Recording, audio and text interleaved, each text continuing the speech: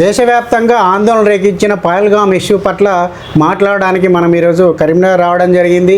జిల్లా బీజేపీ నాయకులు రవీందర్ రెడ్డి గారు ఉన్నారు. వారితోటి మాట్లాడి అసలు పహల్గామ్లో ఏం జరిగింది, ఎందుకు ఈ అటాక్ జరగడానికి కారణాలు ఏమిటి, పూర్తి వివరాలు వారిని అడిగి తెలుసుకుందాం. అన్నగారు నమస్తే అండి. నమస్తే అండి.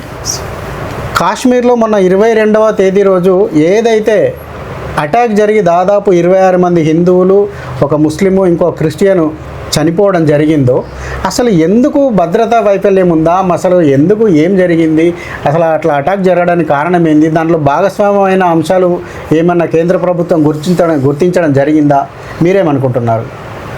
అయితే 22 నాడు జరిగిన విషయం మనకు దేశవ్యాప్తంగా అందరికీ తెలుసు. అవును. నిన్న ఎన్ఐఏ దాన్ని టేకప్ చేసింది. నిన్నటి నుండి దర్యాప్తు నడుస్తుంది. అసలు దానికి కారణం ఏందనంటే ఈ పెహల్గామ్ను యాక్చువల్లీ జూన్లో ఓపెన్ చేయాల్సింది.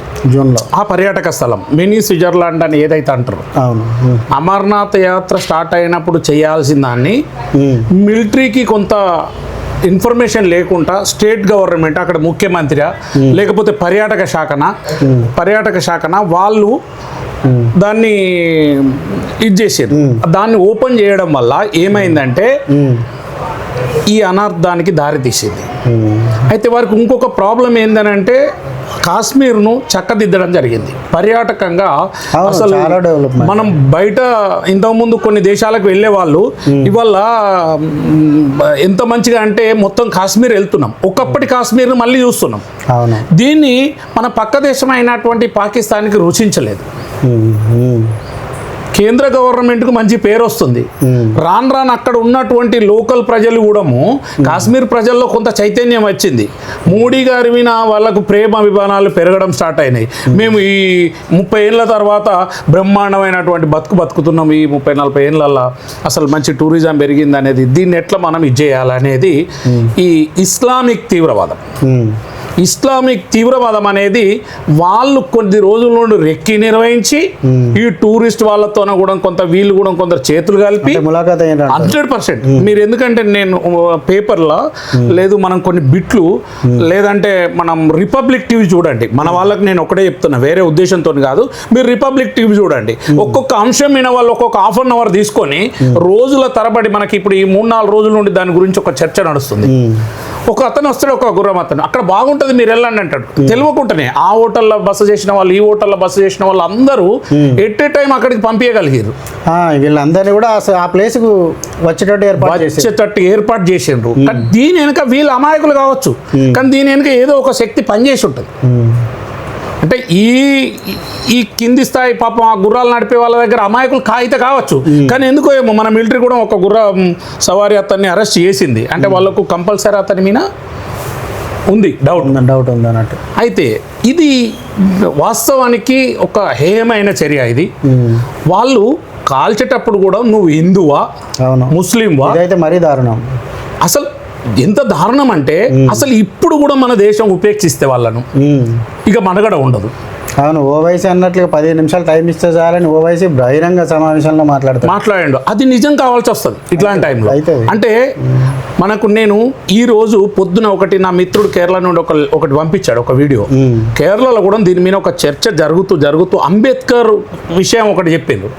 ముస్లింలు ఎప్పుడు మానవ సమాజంతో కలిసి ఉండరు ఇతర మతాలతో అని అంబేద్కర్ రాచిండ్రు అనేది ఒకటి చెప్పిండు. అది వాస్తవం. వాళ్ళు ఇంకొకరిని ఇది చేయరు, వాళ్ళకు వాళ్ళు ఉన్న కాడ అట్లనే కొట్టుకొస్తారు. సియా సున్నీ అని అట్లా వాళ్ళకు మెయిన్ సియా సున్నీలు ఉన్న కాడ ఇంతకన్నా ఎక్కువ. వాళ్ళు ఇక మన వాళ్ళేమో సెక్యులరిజం అని హిందూ ముస్లిం బాయ్ అంటారు, కానీ వాడు ముస్లిం బాయ్ అంటారు. నేను అందరు ముస్లింలు తీవ్రవాదులు అనట్లేదు, కానీ ప్రతి తీవ్రవాది ముస్లిం. ఈ ప్రపంచంలో ప్రతి తీవ్రవాద సంస్థ ముస్లిం నడుపుతున్నది. ఎన్ని ఉన్నాయి? 50-60 సంస్థలు ఉన్నాయి. ISI లేటెస్ట్ మొదలుకుంటే అంతకన్నా పూర్వం మన దేశంలో పాకిస్తాన్లో పుట్టిన ప్రతి ఒక్కటి ముస్లిం తీవ్రవాద సంస్థని. సరే, దాన్ని పెంచి పోషించడానికి కొన్ని దేశాలు ప్రయత్నించవచ్చు, అది వేరే విషయం. మరి కానీ వేరే మతం వాడు టెర్రరిస్ట్ కాలే మరి నిజంగానే. ముస్లింలు చాలామంది మంచోళ్ళు ఉండవచ్చు, కానీ ప్రతి ఒక్క టెర్రరిస్ట్ సంస్థ ముస్లిం, ఇస్లామిక్ తీవ్రవాదం. దీన్ని మనం గమనించాలి. కేంద్ర ప్రభుత్వం వీలైనంత త్వరగా అసలు ఈసారి ప్రతిసారి మనం పోన్లే అని ఊకుంటున్నాం. మనం అసలు హిందూ సమాజానికి ఉన్నట్టు అలవాటు ఏంటంటే ఒక దేశాన్ని ఆక్రమించుకోము, ఇంకో దేశం మీద దండయాత్ర చేయలే. బాబర్లు, తుర్కిస్లు ఇట్లాంటి వాళ్ళంతా మన దేశంలోకి వచ్చి ఆక్రమించుకుని 100 సంవత్సరాలు పరిపాలించారు. కానీ మనం ఏ దేశాన్ని ఇది వరకు పరిపాలించలేదు. ఏ దేశం కూడా బ్రిటిష్ వాడు పరిపాలించిండు, ముస్లింలు పరిపాలించిండు. ఈయన చెప్పిన ఒక 4-5 తెగలవన్నీ ముస్లిమే. సుల్తాన్లు, అక్బర్లు, బాబర్లు వీళ్ళంతా ఎవరు? మొఘలాయిలు అంతా ముస్లింలే. కానీ హిందూ దేశం ఎప్పుడు కూడా ఇంకోరు వీనికి పోకని మనం 4-5 పెద్ద దేశాలు ముక్కలైపోయినాయి ఏ కాలం నాడు అలాంటిది.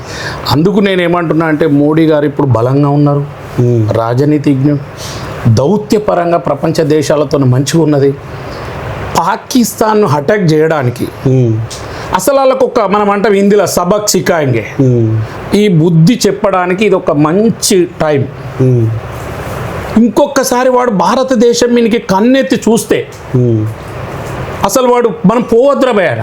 ఇజ్రాయిల్ చూడండి, ఒక చిన్న దేశం, అంతే 6-8 దేశాలను గడగడలు ఆడిస్తున్నది, తీవ్రవాద దేశాలను. ఒక్కరిని చంపితే 10 మందిని చంపుతున్నారు. వాళ్ళు 10 మందిని చంపితే 1000 మందిని చంపేస్తున్నారు. అంతే వాయ్ భారతదేశం ఎందుకు అట్లా చేయకూడదు? ఇంకొకడు అంటాడు మన రాష్ట్రంలో ఆ అద్దంకి దయాకర్ అని ఒక పిచ్చోడు, కాంగ్రెస్ పార్టీ ఎందుకు బర్తరఫ్ చేయొద్దు? అరే వాడు వచ్చి మళ్ళా పాయింట్ కూడా తీసి నీకు సుంతి అయిందా లేదా అని చూసి ముస్లిమా హిందువా అని చూసి హిందువులను కాల్ చేస్తే వాడు నేను పాకిస్తాన్ని ప్రేమిస్తా అంటాడు. పోరా నువ్వు అందులో పాకిస్తాన్కి పో, చూద్దాం నీకు అక్కడ ఎంత ప్రేమిస్తారో. ఫస్ట్ నేను చంపేస్తారా భయ్ పోయిన రోజున. వీనికి ఏం తెలుసు? ఇలాంటి వెధవలు మన దేశంలో ఉన్నంత వరకు చాలా నష్టపోతుంది మన దేశం. అందుకు నేనేమంటా అంటే వాడిని ఒక చేత కొట్టుకుంటూనే ఈ లోకల్లో ఉన్నటువంటి మన భారతదేశంలో ఉన్నట్టు ఈ కుహాన రాజకీయ నాయకులు లేకపోతే సెక్యులరిజం అంటారు చూడు, వీళ్ళని కూడా ఒక చట్టం తీసుకొచ్చి మొత్తం ఎన్కౌంటర్ చేసి పారేయాలి. ఆ ప్రకాష్ రాజ్ అనేవాడు ఒకడు, ఇప్పుడు ఈ అద్దంకి దయాకర్ అసలు సాధ్యమవుతుందా? కాదు కదా. ఎందుకు కాదు, తీసుకురావాల చట్టం. అంటే మనం ఏమంటాం అంటే ప్రభుత్వ వ్యతిరేక కలాపాలు నువ్వు వాళ్ళకి సపోర్ట్ చేసినావు అంటే తీవ్రవాదులకు నువ్వు ఆశ్రయం ఇచ్చినట్టే కదా. అద్దంకి దయాకర్ ఆ మాట అన్నాడు అంటే నీకేదో లింక్ ఉన్నట్టే కదా. పాకిస్తాన్ నాకు ప్రేమిస్తున్నా అంటే ఎవడో ఇట్లాంటి వాడు వచ్చి కలిసిపోతాడు. ఇది 100%. నిన్నటి మొన్న నేను ఒకటి ఎందులోనో ఒక ఫేస్బుక్లో ఒక పోస్ట్ చూసిన, ఒక కాంగ్రెస్ చేతి గుర్తుతోనో ఒకటి ఉన్నటువంటిది. అరే సింధు జలాలు ఆఫ్ చేస్తే నిండినాక ఏం చేస్తారా భయ్? మోడీ తాత కిందికి ఇవ్వడమే కదా అంటాడు. అరే పిచ్చోడా, ఒక దానిపైన ఎన్ని కట్టడాలు ఉంటాయి, కట్టడానికి గల మార్గాలు ఎన్ని ఉంటాయి. ఒక నది జలాలు నిలిపివేస్తున్నారు అంటే ప్రభుత్వం ఇంతటి పెద్ద భారతదేశాన్ని ప్రభుత్వం ఎంతటి ఆలోచిస్తుంది? అంతే. మనం ఇదివరకు ఎన్నో కట్టడాలు ఉంటుంటాయి మీద, లేదంటే మనం మళ్లించడానికి మనకు ఒక వే ఉంటుంది. అంతే. లేదు అంటే నింపినాక తెంపేస్తాం, మొత్తం కొట్టుకుపోతుంది. నింపినాక అది కూడా ఒక యుద్ధం. ఇప్పుడు చైనా మొత్తం మనకు దాని మీద ఈ విషయంగా యాదికి వస్తుంది. అరుణాచల్ పైన అసలు మేము కూడా జనంగొంతలో కూడా ఒక వీడియో చేయడం జరిగింది. అరుణాచల్ పైన ఆ ప్లేస్లో బార్డర్కు ఒక 50 కిలోమీటర్ దూరమే పెద్ద డ్యామ్ కడతా ఉంది. ఆ డ్యామ్ నీళ్ళు అసలు కింద దానికి భూభాగమే లేదు, గుట్టలు అన్ని గుట్టలు. ఇడిచిపెడితే ఎక్కడికి వస్తుంది? అరుణాచల్ మొత్తం కొట్టుకుపోతుంది. అరుణాచల్ ప్రదేశ్ మొత్తం కొట్టుకుపోతుంది. అంటే దానికి డ్యామ్ కట్టడానికి కేవలం వాటర్ యుద్ధం లాగా అంతే. మనం మొన్న ఒకటి బాహుబలి సినిమాలో కూడా చూసినాం. ఒక చిన్న డ్యామ్ తెంపితే ఆ తీవ్రవాదులు పిండారీలు అంటే దొంగలు అన్నట్టు, ఆ భాషలో అప్పటి భాషలో పిండారీలు ఒక దొంగలు అన్నట్టు. అయితే ఇది మనకు వీళ్ళకి తెలియాలి. ఫుల్ అయితే ఇడిచిపెడతాం, కొట్టుకపోతుంది, ఏమవుతుంది? వాడు చెప్పినట్టు ఇంటలేడు కదా.